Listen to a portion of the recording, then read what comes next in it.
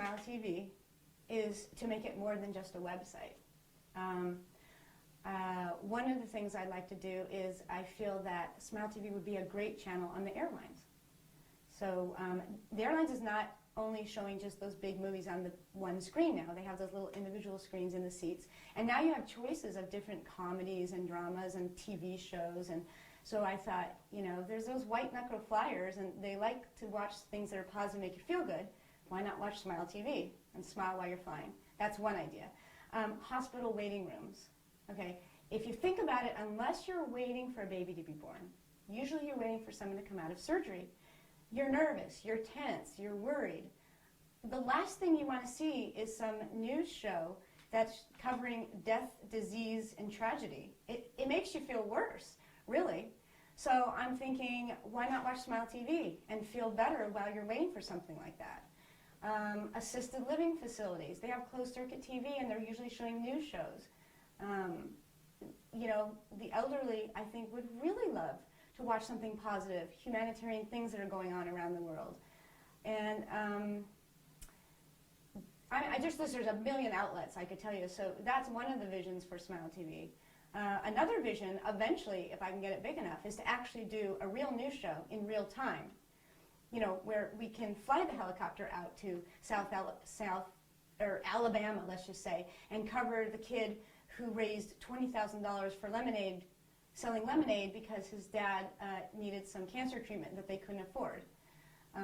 You know, we can only cover that from afar right now. So it'd be really cool if that could happen too. So those are some of the visions. I'd love it to go as global as possible. I know that our Facebook fans now are about 45% not within the United States, which I love. So that's the great thing about the internet right now, is the reach that you can have is so amazing. And I love that.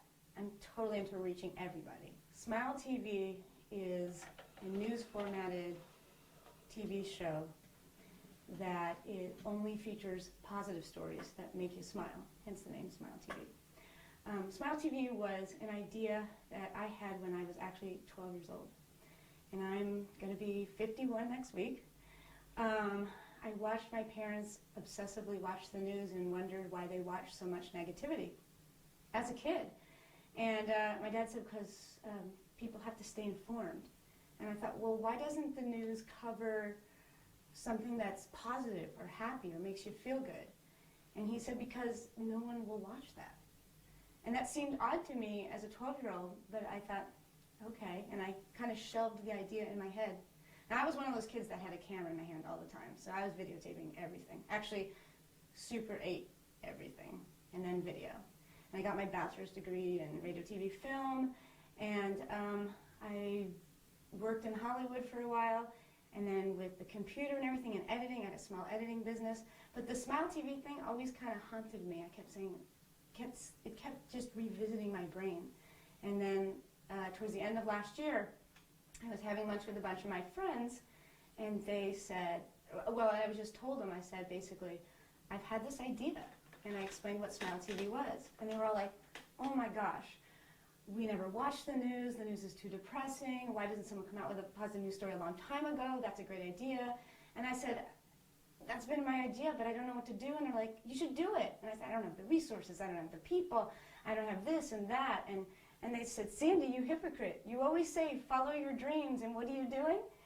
So I just kind of jumped off the cliff and waited for my wings to grow as I was going down, basically. And so SmileTV was born, and it's evolved since then. So it's now a fully interactive website where we have participatory things going on, like photo contests and polls you can take. We have videos that people have submitted that make you smile that we put up there. We have our full-on show. You can see only segments of your show, and we have what's called a Smile Minute.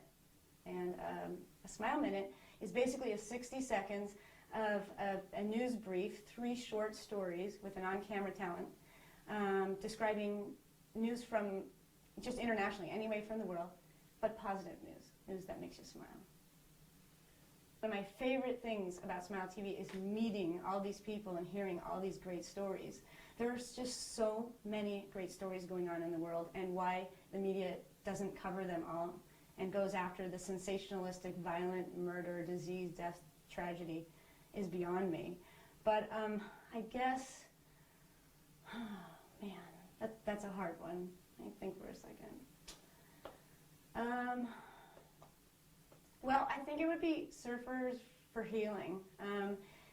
That was, it's an organization, a nonprofit, where they take children who have autism and they bring them to a beach and they get them up on a surfboard. And I talked to the guy who runs it, who has an autistic child, and that's how he found out that this actually does something for autistic children.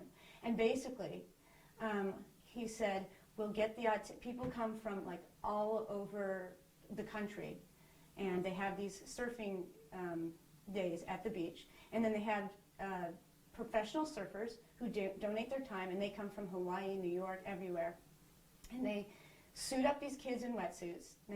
I don't know if you know a lot about autistic kids, but getting an autistic kid in a wetsuit took about 4 to 5 adults to like force them, and then I'm thinking, oh my gosh, this is not SmileTV.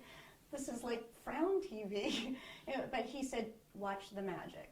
And so we watched these kids being practically forced into a wetsuit. These kids had never been to a beach or can't stand the feel of sand or anything. And these surfers would take the kids and paddle them out in the water, and they'd be like, fighting it all the way. They'd turn around, catch a wave, and the guy would literally like take this kid and put him on a surfboard and hold him. That's how good the surfers were, that they could hold another kid on there. And we watched this one kid go from screaming to this, like an eagle, just looking out and holding his arms up, and like the mother was crying, and it was unbelievable. The kid came in, and now this is a kid who's nonverbal, so doesn't talk, and they were saying, how'd you like it, how'd you like it? Knowing that he wasn't going to say anything really, but you still talk to him. And he turned around to the water, and he pointed, and he said, water. That was his first word. I think that made the biggest impact. I mean, I had tears in my eyes. Everybody did. We were all clapping. It was amazing.